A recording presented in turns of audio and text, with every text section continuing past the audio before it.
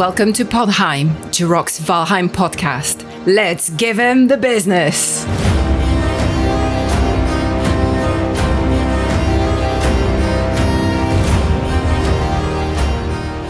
Hey everybody, today is March 9th, 2022. I'm your host, Jiroc the Viking, and joining me today are my fellow Vikings, Gwen the Shieldmaiden. Hello everyone. Viking Rudy, Rudistic the Guardian. Zdravs Toyota. And Jarl Tolkas. Hello everybody. Have you ever found a worthy cause to fight for? Something that required volunteer work or fundraising? If you did, you probably gave it the business, just like we're going to do here today. And speaking of worthy causes, Gwen, would you like to talk about our recent fundraiser? Absolutely. So yesterday was March the 8th, which is International Women's Day. And in honor of all the women around the world and all the great Shieldmaidens that we have on our server and in our community, we decided to do a fundraiser and a charity stream to raise funds for Malala Fund, which is a charity, an international charity that helps promote education for girls around the world. The Malala Fund itself was founded by Malala Yousafzai, who is a Nobel Prize laureate, the youngest to have received the Nobel Prize for her incredible work raising awareness and supporting educators and advocates around the world to help bring education and provide free 12 years of free education to girls in countries where it's unfortunately not as easy to get education. So it's a great cause, and we thought that we would try to raise funds for it. And so we did a stream. A lot of us were actually the Shieldmaidens from our community, from our server. We banded together and organized this event.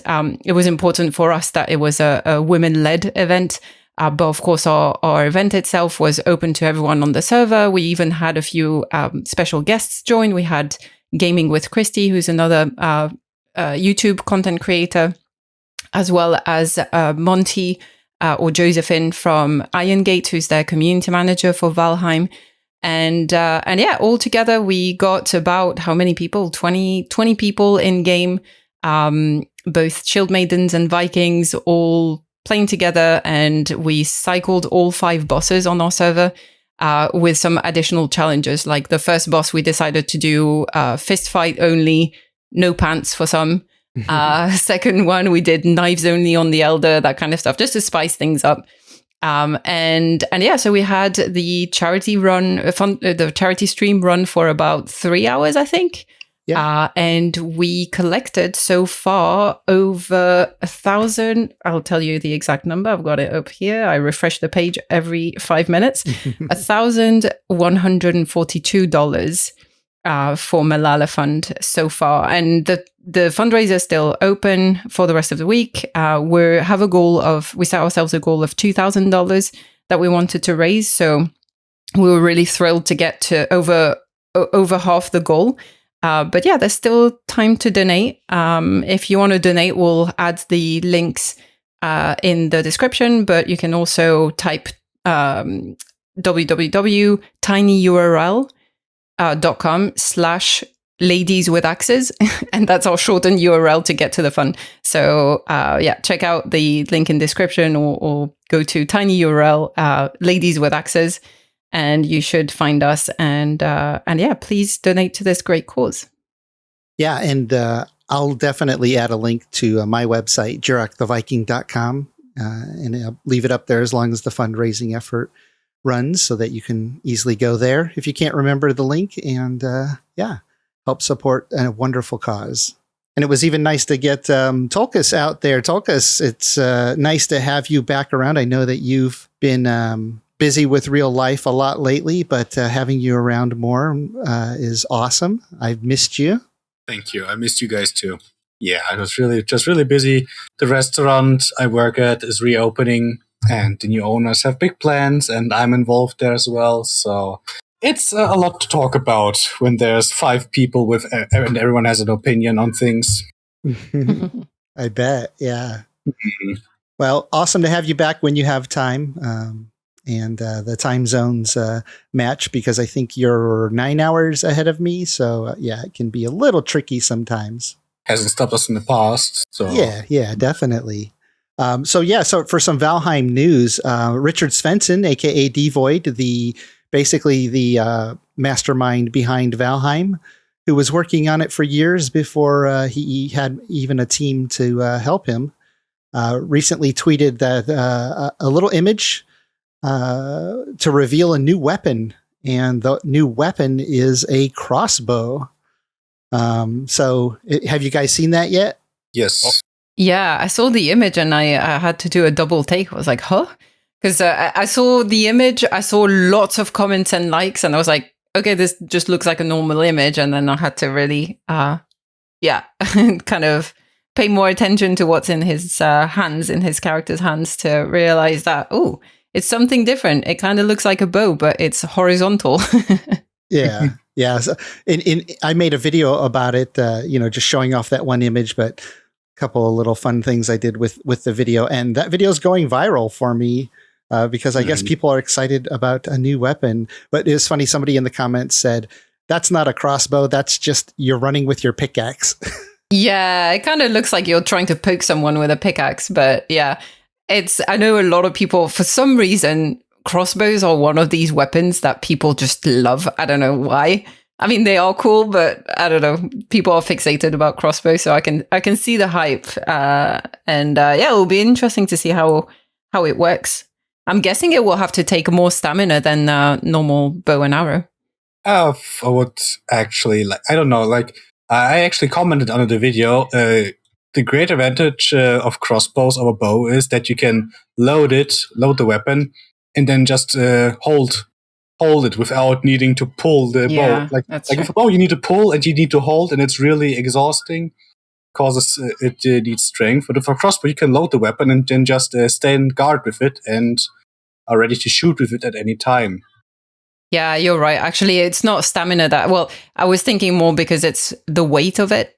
But you're right. I think it would be maybe less stamina, but slow to reload, probably. Yeah. So reload, but then you can hold the arrow and aim. But maybe I would say it would probably make it less effective. Just like the crossbow did not have the range of an English longbow, for example. Probably like a short range weapon that you can load and keep and hold until you really have the right angle for it. Well, it's nice to have more ranged weapon options for sure, because for now it's only the spears and the bow, and maybe also the harpoon if you consider that a weapon, which I know some people on our server do. But other than that, we don't really have any other options. It's all melee. Still waiting for throwing axes. Sorry. Yes, we spoke about that, didn't we? We did speak about that last week. Yeah, that should be in the second half of the Jonathan interview when we put that out. I did have a chance to look up crossbows and Vikings on the internet briefly. I haven't taken a deep dive into it, but the few sources that I came across suggested that Vikings didn't use crossbows a lot, and they probably didn't make them, but they probably did use them a little bit as when they came across them. That they scavenged them or got them from the places they raided. So I'm kind of curious to look into that more. If anybody knows for sure, please let us know in the comments. Yeah, I did the same research a couple of months ago, actually, because my other half was playing Assassin's Creed Valhalla. And at some point I saw crossbows, or not the crossbows, the siege ones. I can't remember the name of them, but the basically huge. Yeah. And I was like, I'm not sure they used that in the Viking Age. So I did a bit of research, and it's possible that they may have used them. I don't know what they look like and how, to your point, how often you could encounter them. But hey, it's a Viking based game, right? Not everything needs to be super accurate, etc. So, I mean, we are Vikings fighting walking trees and little goblins running around. So exactly, it's still a fantasy game. But yeah, like Jiroc said, they most likely scavenged them when the Vikings started raiding in Europe, and because the sieges were mostly used, the crossbow were mostly used in sieges for the guardsmen. Just, so you can actually stand guard with this weapon. You don't have to hold it all the time. You just load it and then stand there, and then you're ready to shoot at any time. So it's likely that they just, if they encountered it, they maybe found it. Cool, might as well take it home. Yeah. Like U.S. soldiers did with the German pistols back then. So yeah. Exactly. And from what I can see, it's probably more of a later period, like really towards the end of the Viking Age. It's a more modern invention, I guess. They were definitely used in the 11th and 12th century, that I know for sure. But in the 800s, I don't know how prevalent they were. Probably not. Not really. They don't think there was any crossbows that old. I wanted to ask Rudy if you've ever used crossbows and bows in other games besides Valheim, and if you ever had a preference between the two. The only crossbow I think I've ever played is the Call of Duty Warzone, when they had the Rambo, the Rambo Special Edition there, that they had a crossbow which you could take down choppers and stuff because it was an exploding round. Oh, right. That was pretty cool. But I'm wondering if the crossbow in Valheim, if that'll be another use for chains or something. I'm trying to think of what materials it would cost to make it. And I think you said on Twitter or something, Jiroc, the shininess. So maybe there's silver involved, silver and chains possibly, probably some leather. I don't know, trying to figure out what kind of materials would be needed to make that. Yeah, maybe something new from the Mistlands if it's going to be released with the Mistlands. Because they do have those new trees. Maybe? Or the Fenris hair, Maybe we'll get introduced to ropes with the Mistlands update. Like actual ropes. Yeah. From maybe linen or something like that. Yeah, maybe. So so many questions. Yeah. We just never know from one picture, but it's fun to speculate. The other thing we wanted to talk about is our recent hard mode server. Just to let people know if they're interested. Like, so we have a main server. It's vanilla, no mods. And it's the main one where everybody goes to, resource server. And we have some seasonal servers also. And the hard mode is the new one. It has tougher enemies. And so I get a lot of questions about what makes it hard mode. So the enemies are beefed up, but also you're not allowed to build portals. We use a mod that restricts portal building, but there are world portals placed around the world. And for now, there's no ship building allowed either. There's a little bit of lore behind that where we say, people defied the gods and the gods cursed them with, losing the knowledge of shipbuilding. So all they can build are rafts and sail around there. And the discussion around that's been pretty interesting. I want to ask Rudy about that here in a second. But then, of course, we have a lot of hand-built POIs. I think there's probably about 70 of them now, many of them with artifacts, which are beefed up weapons and armor and tools. And a new thing for the hard mode server is these POIs have really tough respawning mobs. So I don't have to be at each location as an admin to respawn mobs. I use a mod that respawns lots of mobs for me. And it's been about a week since the server's launched. It will be on Friday when this podcast release. And no one has taken down a point of interest yet and retrieved an artifact. And by contrast, the original Season 1 server, before we added the hard mode stuff, they completely cleared the entire map and all artifacts and POIs in about 10 days. So it's quite a change. So that said, Rudy, how has the hard mode server been for you? Because you're one of the main ones running around on there quite a bit. And what are your reactions from other people? Well, you definitely named it right. Hardcore or hard mode is definitely true. What was nice with this one is it was harder than the survival server, but because we had that experience from the survival server, we were able to tweak our strategies and all that. So I found this hardcore server launch went a lot smoother for our team than the survival one did, just because we knew kind of what to expect and all that.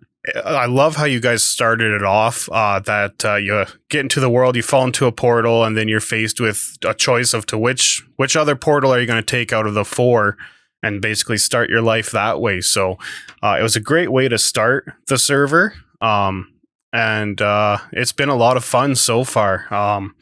The no boat building thing is definitely one of the toughest. Transporting your metals and stuff like that, even just getting around. If you go on a journey to do some exploring and you end up dying, well, that could be a literally 30 to 40 minute raft ride to get your corpse back. Yeah, if you don't have a bed nearby, huh? Yeah, so you got to adapt your strategies for this. So basically, anytime I go out exploring, I have basically a whole stack of wood on me that I can have a quick rested buff. Put a bed down quickly if need be. That's one of the biggest things lately is putting a bed down. A new strategy we've actually started a few days ago is anytime you go out and about, take some wolves with you, some tamed wolves with you, because whether you're doing a corpse retrieval or anything, you get those skeeters after you. It's pretty nice having the wolves with you because some of the enemies will aggro onto them before you, so you have some time to figure something out or to run away if need be. Yeah, I wanted to say something fun about that. I think watching the players on the main server all these months since we've been running the server back in September of 2021 and running, probably more than 100 events by now, when you figure we've run multiple events every week. I don't see many wolves during events. Maybe some players go out with wolves, but I think from what I've seen, most players just go out with a group of other Vikings because in general, I think things are a little easy. But yeah, it's nice to see you guys actually using wolves in your strategies now. Yeah, it makes everything from boss battles to just, like I said, corpse retrieval so much easier. So we were lucky enough to find a 2-star wolf a few days into the new server. So having a pack of 2-star wolves running around with you is life-saving. It's pretty great. So that's a new strategy we brought on board. It's Wednesday today. We started Friday. So Wednesday today, we got most of our team into level 1 padded. So it definitely took a bit longer than the survival server, but it's been a bit more fun that way. It's not as stressful as a survival server. Still pretty quick. I mean, for 5 days to get everyone on late game armor? With rafts and no portals? I'm not, after 5 months, I'm still not on late game armor. What? And yeah, that's exactly right, with rafts and no portals. So that's, and you don't have the belt, right? So you can only hold 300 pounds. So someone would literally spend 30, 40 minutes running up to a swamp, mining, 23 pieces of iron we could bring back with 100 or with the 300 pound weight capacity. And then running that 30 to 40 minutes back to base. Of course, we've retweaked things since then. We actually have a portable smelting facility with us now that we all have the proper pieces. And then once we get somewhere, we set up portable smelting. Those frost caves, for instance, fantastic area to set up a quick smelting operation there. You can mine the whole mountain of silver and smelt it right then and there. And then you have bars that you can either take back to base or like I said, we have a portable operation, so we have a level 2 or 3 forge in our inventories at all times, a level 2 workbench, and this is all spread out between, let's say, 3 to 6 players that are online at most times in my clan, and that's what we do. We have someone that has a level 2 forge, someone that has the smelting facilities on them, and we all go and set it all up and smelt the metal, head back to base to build whatever we need, the armor or the weapons. And yeah, it's been a lot of fun. We have a few POIs marked out, but we're taking the slow route, and we're going to make sure everyone's fully padded and ready to go before we hit up these POIs. We want to make sure that we're in the right armor and not attempting it in troll armor or leather armor. But yeah, it's been a lot of fun. You see some things you haven't seen before, like I don't know, maybe a random elder walking around in the meadows with you, or it's pretty wild. So we're having a lot of fun. There has been some frustrations, of course, right? When it can take that 30 to 40 minute raft ride to get your corpse, but Teamwork is key, and it's pretty cool seeing some of the solo players. Jiroc you challenged the entire server when you said no one can do this solo, because now a few players are like, okay, we'll see. So it's cool seeing that they're trying to prove you wrong, and I don't know if they've gotten anywhere yet, but it's exciting. It's a lot of fun. It's a new Valheim experience that you won't see anywhere else other than Jiroc's server here. So if you're looking for something like that, if you're looking for a new Valheim experience that's harder than usual, come check out Jiroc's server, guys. This is some fun stuff, never before seen anywhere in Valheim. So if you're looking for a new challenge and see something new, definitely come hang out with us and come check out this server. Oh, yeah. Thanks for the plug, Rudy. And I wanted to clarify, you mentioned, setting up in Frost Caves. You can also set up in the other dungeons in the game, just because we allow a mod that lets people build in dungeons, just because the dungeons are so nice in this game that it seems a pity to not let the players build in them. And Iron Gate actually used to allow it in the standard game, and then they removed that option. And then my understanding is now, even today, they're kind of split on that opinion of whether they should allow people to build in them or not. But I did have a question for you too, Rudy. And I wanted to ask, with only rafts, your storage capacity is limited, what you can transport. So have you guys tried yet to bring a cart onto a raft and have one person holding that cart while one person is steering the raft? We did try it, but to be honest, it was pretty much quicker to just have a few people load up their inventories and run across land. But it does work. You can definitely load up a cart and one person move the cart or walk the cart onto the raft, and then the other person driving the raft. It absolutely works. So little tip for all you on the hardcore server without carves and long ships. Load up a cart and have someone walk it onto the raft, and then start sailing your raft home. Yeah, and just to clarify, I think you want somebody to hold on to the cart the whole time, because in my testing, when I was solo rafting with the cart, the cart would eventually fall off the raft pretty easily. Yes, absolutely. That person with the cart has to have the cart on them at all times. You can't hit E to hold the mast, because then the cart will just fall right off. So you do have to stay on the cart on the raft the entire time, and if you get knocked around by waves, you got to move around a bit so the cart doesn't fall off, or all your precious metals are at the bottom of the ocean. Well, calves float, actually. That was one of the Nick Rawcliffe tips from his speedruns, that you can actually walk a cart across the ocean. I wonder where he got that idea from. Hey, Jiroc? Yeah, that was from one of my previous videos. From one of your videos, that's right. Yeah. I wonder, did you, Rudy, did you and your team try that? Like, if just everyone walking on multiple carts? Can you do that with the cart full of stuff? You can. Or does it have to be empty? Well, it starts to get the boxes in the cart, so you don't have anywhere to stand in the cart if there are too many. But you can put a few. You can put a little bit in there, and I think if you only have like one or two boxes in there, you can still walk with it fairly easily.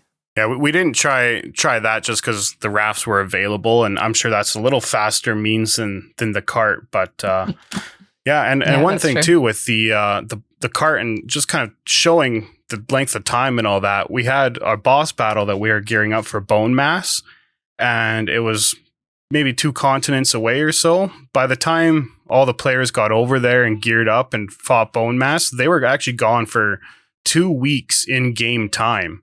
Like, it was about 14 days between all the sailing and the actual battle and coming back to base. So it was like an entire 2-week trek in game that it took to just get to one of the bosses and get back. So, of course, we held a welcoming party for our warriors who went and defeated Bone Mass for us. I died along the trip, so I did not get to enjoy the Bone Mass battle, but I made it back to home, and they picked up my corpse, and we had a nice welcoming party for our warriors who went and defeated Bone Mass for us. Nice.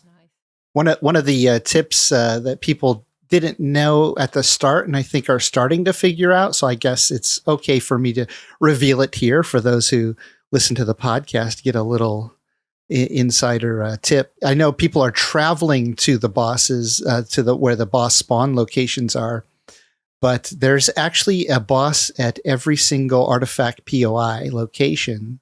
So if you come across the POI, you could check to see if the boss you need to kill or want to kill is there, because maybe you can draw it out and not have to do that long travel to the proper boss location. You tell me now, eh?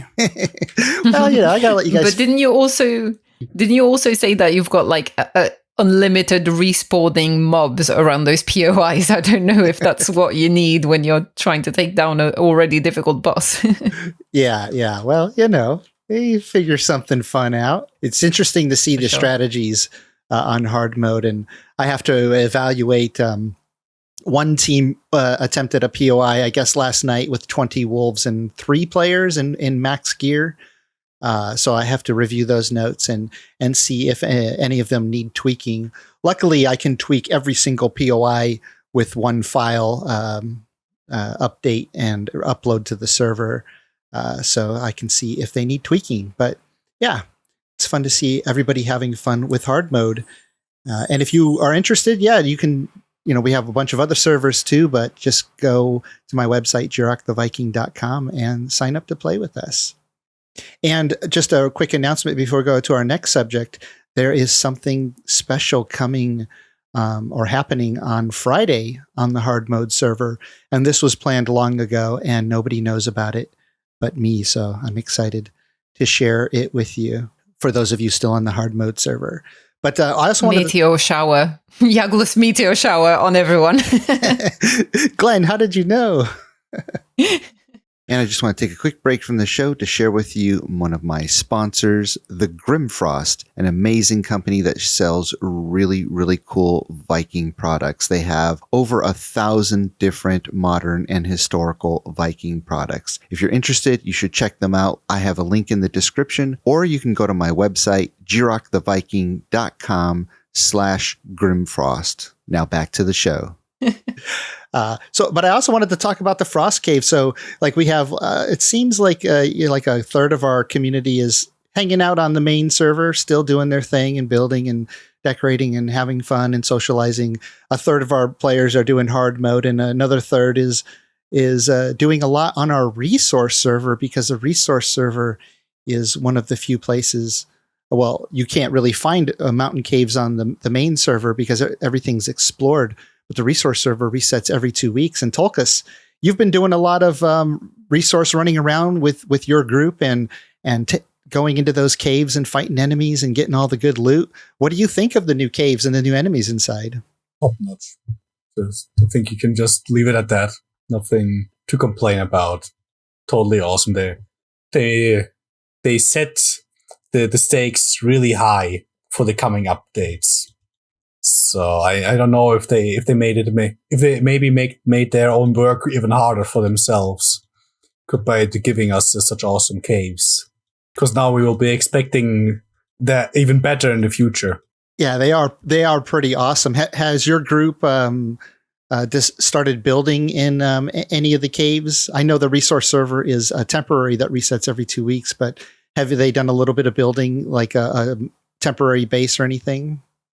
We haven't, but we plan to afford and have it somewhere near our base on the playground server. So we're planning. We're still kind of working out like where and when. Are we gonna wait for the new Mistlands update maybe to come? Just figuring out. But yeah, as Rudy mentioned before, they're really awesome. Like, unlike the other dungeons, there's like the dungeons in the Black Forest are like really narrow, and the ceiling is not very high. Then the swamp sunken crypts, they are always wet. It's not very comfortable and always very dark. But the frost caves are like really cool.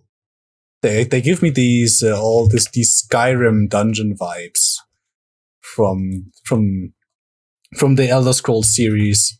You're getting just a lot of good memories lie in that game, and I'm really happy to be walking around in the same caves again. Yeah. Did you come across one of those cool ones that has like the frozen lake in the bottom? Oh yes. Like, we were walking out of the group, and we were not running. We just took our time and walked around. Okay, guys, we go right. Then go right. And then, okay, we go left now. We're just exploring and just in awe about the whole everything. And, sometimes there's like, you could just walk down the stairs in a circle. And then at the really bottom, there were just a couple of wolves sleeping there. What I ended up doing was I made sure I had over 100 health, took my sledgehammer, and then did the Leroy Jenkins from the very top to the bottom, just smashed into the ground like the superhero landing and just killed everything there in a swing. Like Thor. Yeah, exactly. But about you going left and right and getting lost. So that's one thing that I learned early on from the game from one of my friends I used to, that introduced me to Valheim, is always pick like either left or right, but stick to left. Like if you, any dungeon you visit, just go left all the time. And eventually you'll visit everything without getting lost. So top tip there. Yeah, that's awesome. Yeah, that's what we did. And it was really fun. And then we would come to the closed doors and then everyone was getting ready. Swords and shields out. Then, all right, we're going in. 3, 2, 1, breach. And then it's just total carnage inside. And fire everywhere. Oh, yeah, a lot of fire. Then we're like, oh, watch out, there's a cultist. Oh, shit, there's 2. Oh, no, it's 4. Ah! Yeah, sometimes with just a lot of them. Like, everyone was on fire, no one could see anything. Luckily, no one died or was just got really close to dying. It was really awesome. Sounds like a lot of fun. Has anyone fallen down any of the long drops yet and died or almost died? Yeah, I just told you I jumped down on purpose with the sledgehammer to smash it into the ground. Oh, but you didn't die. But that didn't kill you, did it? Die? No, I was down to 20 health, and I had to make sure everything down there was dead. Otherwise, I would have died myself there. Oh, so you did the jump, made sure you had more than 100 health so you could survive it. Yeah, of course. Oh, that's awesome. That sounds like an epic video to have been recording. I was in an intense battle with a few cultists, me and my teammate. And it was one of those ones where as soon as you come into the cave, it's like the ledge to go to the bottom. And we were fighting some cultists and we worked our way to the top because we weren't too geared for it. And the cultist shot me right into that pit there, and I died instantly, and that was pretty wild. I will say too, the new music that our friend Patrick made for these mountain caves is awesome. It is very cool. Yeah, there's definitely some creepiness involved. But yeah, it's I love the music too that Patrick did. All of it. To me, to be honest, the atmosphere, the design, everything is just beautiful and it's perfect. It's perfect. The Iron Gate team has really blown it out of the park. It's just, yeah, I didn't really, I don't like the mountains because I just die a lot in the mountains, but those caves, I think they will bring back the love for the mountains a bit for me, just because they're so beautiful to explore. They're so fun. I love that they have it on multiple floors as well, so you can go up and down. I know some burial chambers you can like find corridors where you go up and down, but usually it's not like huge. And sometimes it's just like you go up and then there's a wall in front of you. So yeah, the fact that you actually have multiple floors to explore and the frozen lake and some of the little touches with the paintings on the walls and some of the lore and thing is just, it's great. If that's a direction that they're taking for future biome updates, I'm so excited. Yeah, and Rudy, you were talking about earlier too that the cave sound effects, in addition to the music, are really cool. And yeah, every time I'm in there, I love turning the sometimes I'll turn the music down if I'm recording a video or something, but I turn the sound effects up because I just love hearing all those creepy sounds in those caves. Yeah, when you're smelting by yourself for a few hours in the caves and you're in a dark room, dark office, and you hear those creepy sounds, I got goosebumps and I had to go turn the lights on because there's some weird sounds in those things. Yeah. Whoever did the sound design for that really nailed it, I think. And Tolka, so what do you think about the new Fenrir armor now that you've had the chance to, probably farm the resources for it and use it and upgrade your armor and the flesh rippers too, the new fist weapons?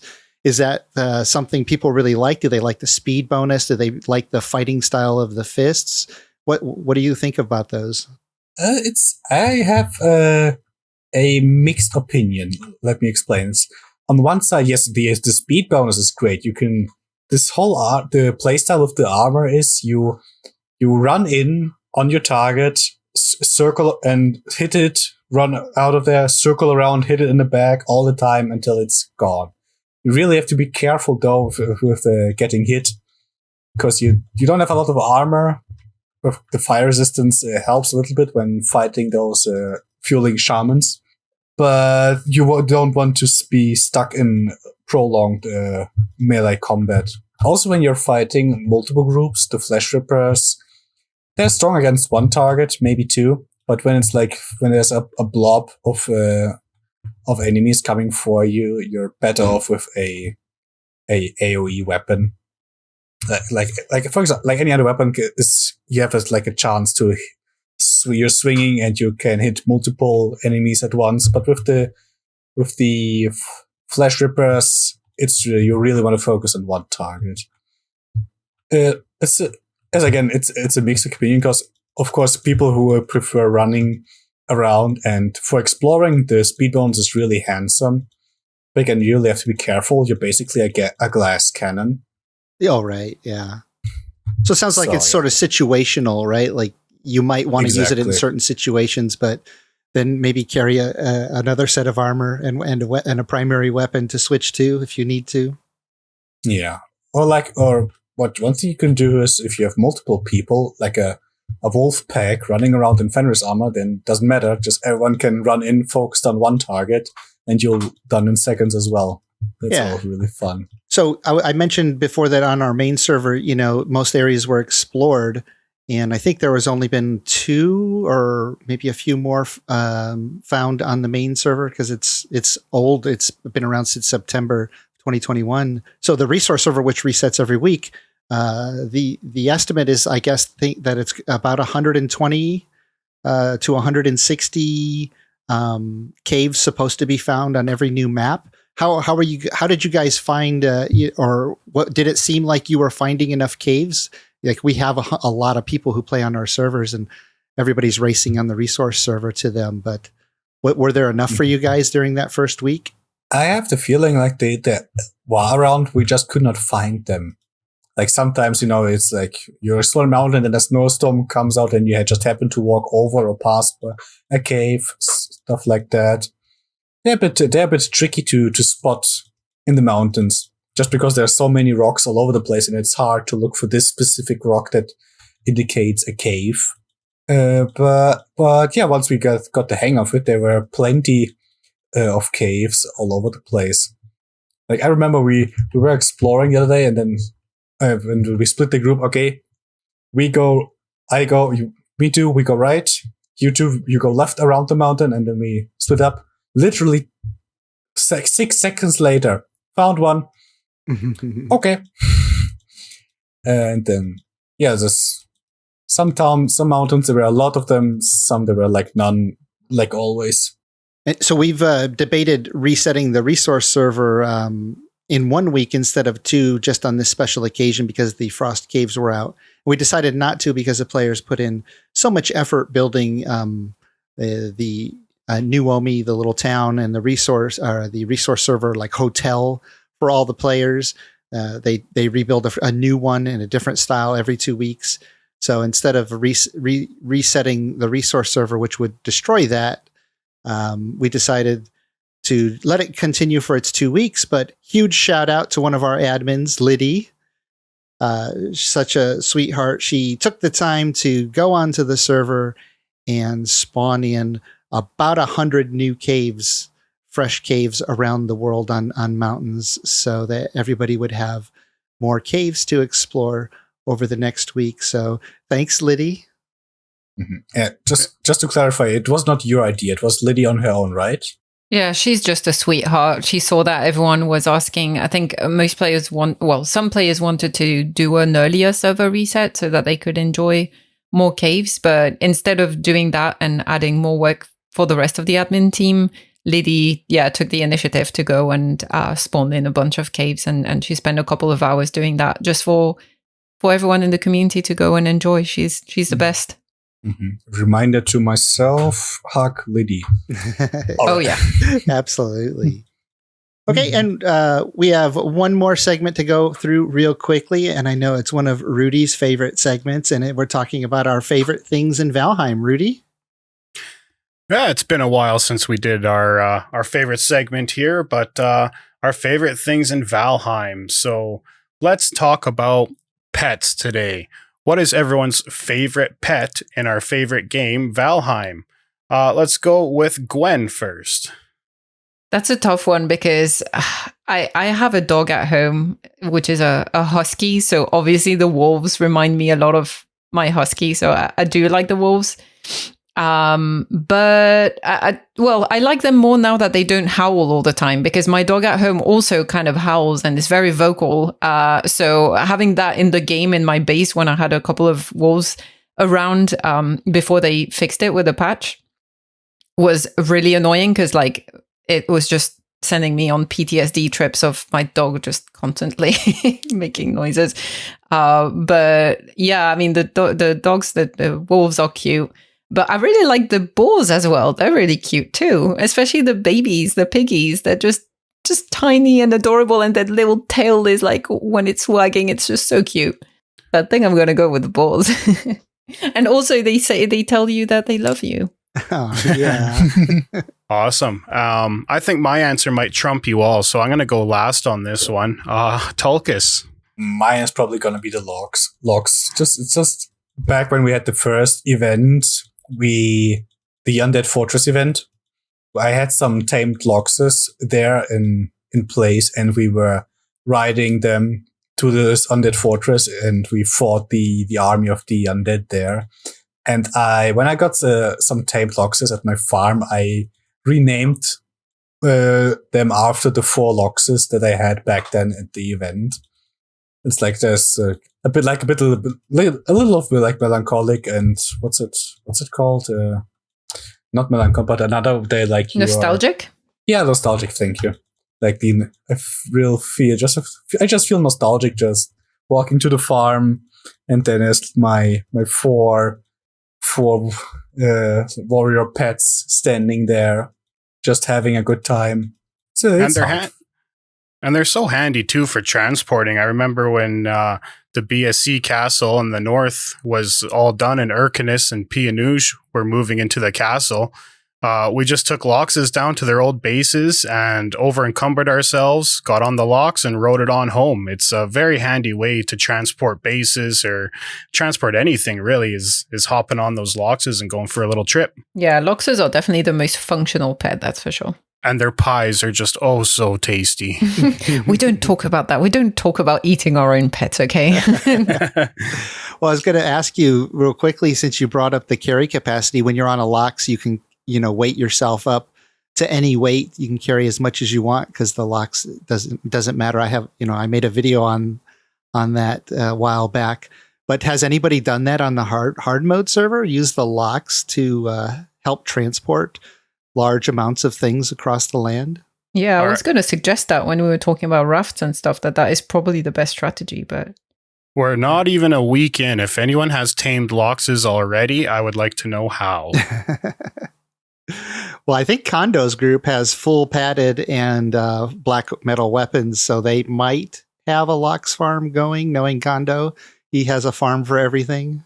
See, I'm with Tulkas. The silver sword is just superior in every way, shape, and form. So I'm rocking the silver shield, silver sword. No black metal weapons on that hardcore server for me. Mm. Yeah, I agree.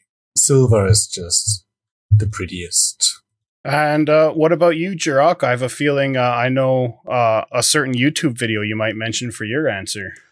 Yeah, so I have a YouTube video that demonstrates exactly how to tame my favorite pet, and it's the Death Skeeto. I released it on April 1st of last year, of 2021, and it takes you through all the steps of how to tame a Death Skeeto, exactly what you need to do, and then I demonstrate running around with it as a pet and having it kill stuff for you. So that joke aside, because it was April Fool's Day, I need to start thinking of a new April Fool's video because we're coming up on April 1st here in a few weeks. But I messed around on admin mode a lot with the bats. The bats. Yeah, the bats. That would be fun. You can do the same one with the bats. Just feed them blood bags. There you go. Right. Yeah. But yeah, so I messed around in admin mode, and on my server, I make available most mobs for players to get as pets and or as like guards or even a shopkeeper if they want. And nobody's requested a Deathsquito yet, and I can't wait until they do, because I've tested everything as like a bodyguard for your base, and the Deathsquito is my favorite because it just flies around. Everything has a really hard time hitting it because it flies, the other mobs, and it hits so hard. So you just stand there and you watch your pet Deathsquito, because of mods, I'm able to tame it. And I just watch one Deathsquito fly around and just zap every enemy and kill them. It's so fun. It just like puts a smile on my face as I watch it happening. That's awesome. I love that idea. I want to try that now. What's yours, Rudy?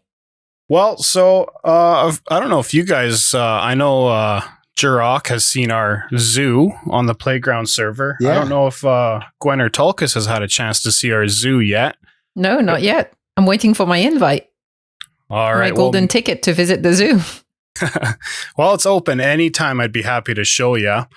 But it was many moons ago when Rudistic, Yalrek, Yardrock, and Oily Josh were sailing on the open seas. And we come across an island that has yet to be explored on the Playground server. And we're getting close to this island and we see, there's a troll right on the shore. Let's go check it out. And as we pull up to shore, it turned out to be a 2-star troll. Well, that was pretty cool. You don't see those very often. So we decided, let's try and trap it. So we absolutely did. We built a big pit and trapped the 2-star troll. We named him Anton or Caillou. And he's been our mascot from day one. But about an hour or so after we got the troll, I was like, what can we do to make this even better?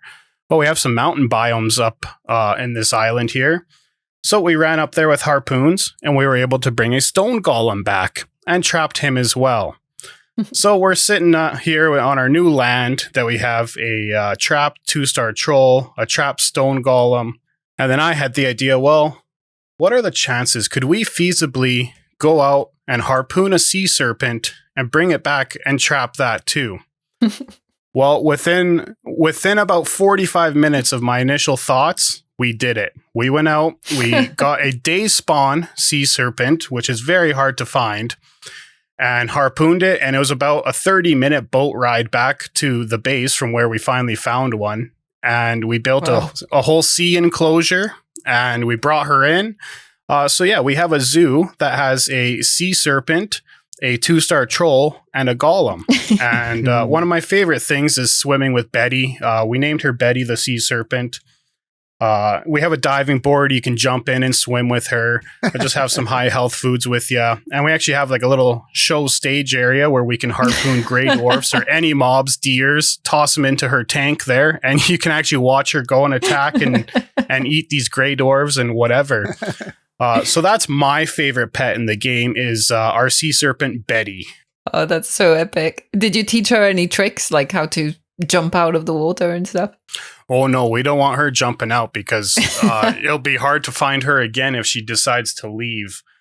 But it's pretty cool. You can actually stand on the sea serpent's head. Once you go past the head, the body's kind of like you fall through the body, but the head is a solid object in the game. So you can actually stand on our sea serpent's head. And sometimes she'll swim around. You can go for a little ride, but it's a pretty cool experience in game that we made for everyone.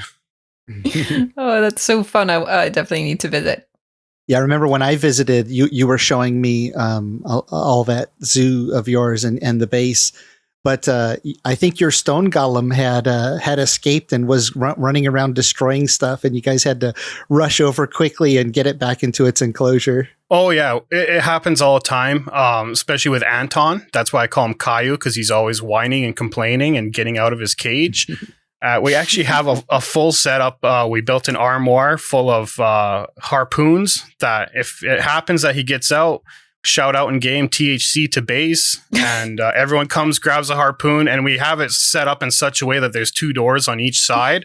So you just bust out the one wall, harpoon him, run through his enclosure and it through the other door, and then it should pull him right back into his base there. I don't know why I'm doing all these hand motions. You guys can't see anything I'm doing, but we got it down to a science for when Anton and Barney, he's the golem. We got it down to a science for when those guys get out that we can get them back in with minimal damage to the base.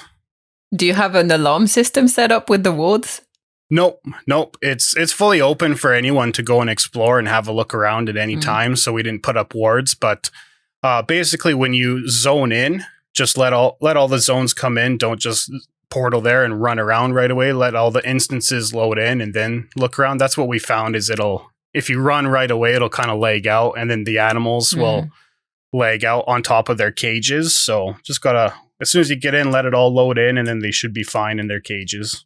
And the troll one is actually, we put it down a lot. So the 2-star troll is actually eye level to use. You can get right up in his face and see his eyes, bright blue. It's pretty cool, but Anton's still a bit of a jerk. When you were talking about having all the harpoons ready and set up, I had this kind of image in my head of like a Jurassic Park situation where you've got like the armory with all the guns with the tranquilizers in case the dinosaur gets out of the cage. Oh, we pretty much do. The armory's right there. We actually harpooned a bunch of skeletons and made a skeleton blocker in there. And then we bought a training dummy to have in there as well. So it's pretty much, Jurassic Park was a bit of the mindset when doing this build. There's also a 2-star Grey Dwarf Brute. Those are the bright purple ones. We got one of those.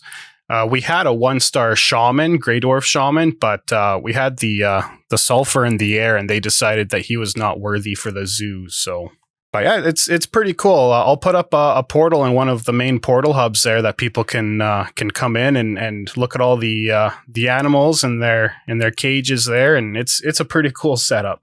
Yeah, well, Jiroc, maybe that's the next build tour that we need to do for your YouTube channel. Yeah, that sounds like fun. Definitely, we should try to schedule that and make sure that all the fences are electrified there, Rudy, so that the T-Rexes don't get out. And I want a longboat like ready to go if things go south. I want to be out of that island. I've seen Jurassic Park. I'm not getting trapped on a Jurassic Park island. There is one. There is a boat at the docks ready to go if need be. It's a good time. All right. Well, that I think is going to do it for this week's episode, everyone. Thanks for joining me today. Anytime. Thanks for having me. Yeah. See you around. See ya. That's it for now. Have fun out there. Thank you for listening to Podheim, Jiroc's Valheim podcast. We have new episodes coming out every Friday, and if you enjoyed listening, please support us by subscribing to the podcast on your favorite platform and leave us a rating and a review to help more Vikings find us. We also have a Patreon with perks for supporters like behind-the-scenes discussions, exclusive content, and segments that are edited out of the main podcast. And if you'd like to join our friendly Discord community, we have more than 1,000 people there. Just go to discord.gg/Jiroc the Viking. If you'd like to play on my Valheim servers, just go to my website at jiroctheviking.com and submit an application. I'd like to give a huge shout out to my supporters, some of them on Patreon, the YouTube membership, and the ones who help boost our Discord server. Your support means the world to me and inspires me to make more videos, as well as run a community Discord and multiple Valheim gaming servers. If you enjoy my videos and would like to support my work, join our friendly Discord community and Valheim servers. Links can be found in the description below. Skål!